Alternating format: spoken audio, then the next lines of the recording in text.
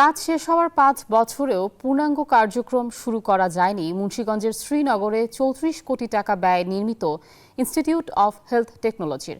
শিক্ষক সংকট সহ প্রতিষ্ঠানের নিরাপত্তা নিয়ে নানা অভিযোগ রয়েছে শিক্ষার্থীদের। প্রায় ৩৪ কোটি টাকা ব্যয়ে ২০১৫ সালের ১০ জুন শুরু হয় আইএইচটির নির্মাণ কাজ, যা শেষ হয় ২০১৯ সালের ফেব্রুয়ারিতে। কিন্তু গত ৫ বছরেও চালু হয়নি মুন্সিগঞ্জের ইনস্টিটিউট অফ হেলথ টেকনোলজির পূর্ণাঙ্গ কার্যক্রম।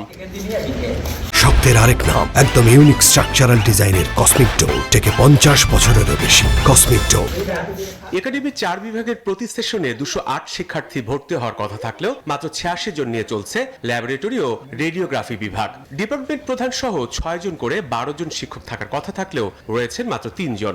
সরকারি প্রতিষ্ঠান হওয়া সত্ত্বেও আমরা সরকার থেকে যেটুকু সুবিধা পাওয়ার কথা ওই সুবিধাগুলো আমরা পাচ্ছি না। মেইন সমস্যা হচ্ছে আমাদের মূলত টিচার নাই, পর্যাপ্ত পরিমাণে আমরা ক্লাস পাইতেছি না। বৃষ্টির সময় দেখেন এখানে প্রায় হাঁটু সমান কাদা থাকে, যা আমাদের শিক্ষার্থীদের জন্য যেমন দুর্ভোগ তৈরি করে, তেমন নতুন শিক্ষার্থী যারা এখানে স্বপ্ন নিয়ে ভর্তি হতে আসে তাদের স্বপ্ন ওই রাস্তাতেই মাটি হয়ে যায়। ডাক্তারের যেমন অবদান আছে, নার্সেরও অবদান আছে, তেমনি আমাদের মেডিকেল টেকনোলজিস্টদেরও অবদান আছে। কিন্তু ওই জায়গা থেকে আপনি দেখেন আমাদের মেডিকেল টেকনোলজিস্টদেরকে কোনো মূল্যায়ন করতেছে না।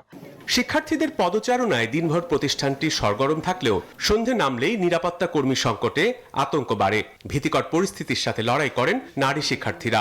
আমরা নিজেরা পড়াশোনা করি, আমাদের পড়াশোনা ব্যতীত আমরা যদি নিজেদের নিরাপত্তা নিজেদেরই দিতে হয়, তাইলে আমরা এখানে কেন ভর্তি হয়েছি? কোনো রকম কোনো সিকিউরিটি গার্ড নাই, আমাদের কোনো রকম অসুবিধা হতেই পারে, এজন্য আমরা সবসময় ভয়ে থাকি। শিক্ষক সংকটের কথা স্বীকার করে শিক্ষার্থীদের নিরাপত্তা নিশ্চিতে নানামুখী উদ্যোগের কথা জানিয়েছে কর্তৃপক্ষ। আমরা রাত্রে বেলাটা খুবই সিরিয়াস ভাবে রাখি, যেন আমাদের হোস্টেলে কোনো ধরনের কোনো অনাকাঙ্ক্ষিত ব্যাপার না হয়। এবং রাতে 12টার পরে একজন চৌকিদার আমরা স্থানীয়ভাবে রেখেছি, যিনি আমাদের এই জায়গাটা টহল দেয় এবং একই সাথে স্থানীয় প্রশাসনের সাহায্য করছে। সরকারি বেসরকারি হাসপাতালে টেকনোলজিস্ট সংকট কাটাতে এসব প্রতিষ্ঠানের উপর বিশেষ নজর না দিলে আগ্রহ হারাবে এ খাতের শিক্ষার্থীরা, এমনটাই বলছেন সচেতন মহল। Desk report, news 24।